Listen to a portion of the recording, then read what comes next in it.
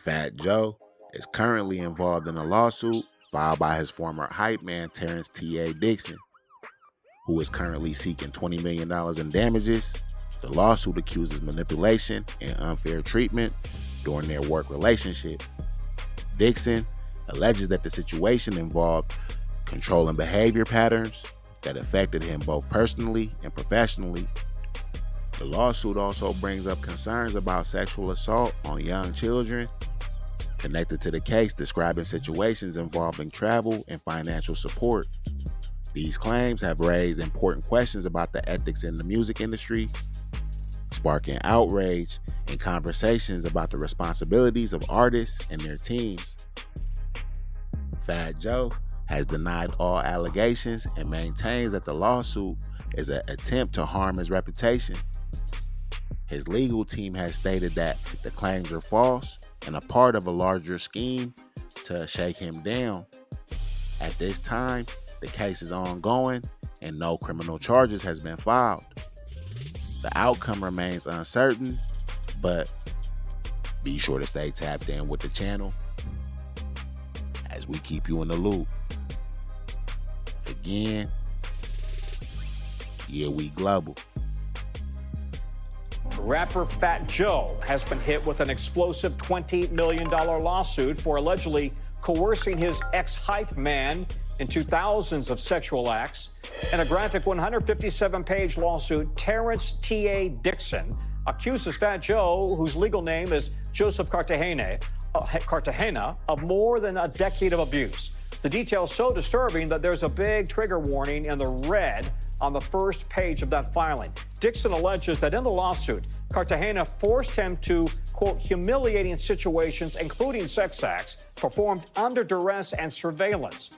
Dixon claims he personally witnessed Cartagena engage in sexual relations with girls as young as 15, one of whom Cartagena was allegedly in love with and contemplated leaving his wife for. An attorney for Cartagena says the lawsuit is a blatant act of retaliation.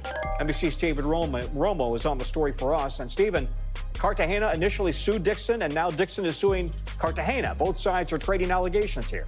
Yeah, a lot of allegations here, but the lawsuit filed today has a lot more graphic content, if you will, Tom. Cartagena actually sued Dixon back in April on allegations that, as a former employee, he was trying to extort him for money. Well, Dixon's suit that was filed today is a lot more than just a typical employment dispute.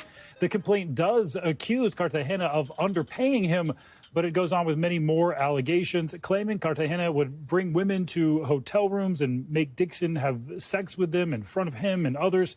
It also alleges that Cartagena would fly underage girls into the U.S. from Europe and that he paid for plastic surgery for one of them, and claimed that the minors were frequently cut off financially and discarded when they became non-compliant.